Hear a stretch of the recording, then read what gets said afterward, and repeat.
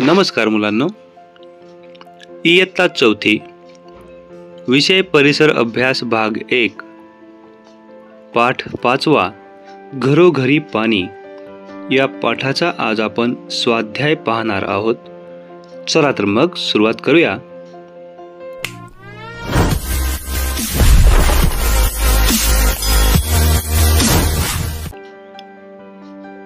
आकडा अ, काय करावे बरे? वस्तीतील सार्वजनिक नळ सतत थेंब थेंब वाहताना दिसतो. उत्तर, नगरपालिकेकडे किंवा ग्रामपंचायतीकडे तक्रार करून नळ दुरुस्ती करणाऱ्या माणसाला लगेच बोलावून घेऊ. पुढील प्रश्न, जरा डोके चालवा. तुमच्या घरात जी व्यक्ती पाणी भरते तिचे श्रम कमी करण्यासाठी काय काय करता येईल?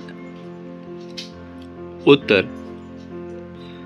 पाण्याचा वापर कमी करू, पुनर्वापर करता येईल अशा ठिकाणी पुन्हा तेच पाणी वापरू, पाणी आणण्यासाठी एखाद दुसरी फेरी आम्ही देखील घालू.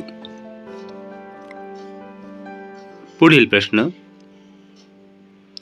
योग्य की अयोग्य ते लिहा.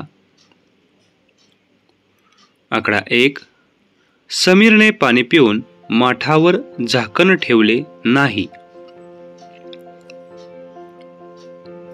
अयोग्य. आकडा 2, भांडी विसळलेले पाणी निशा झाडांना घालते. योग्य.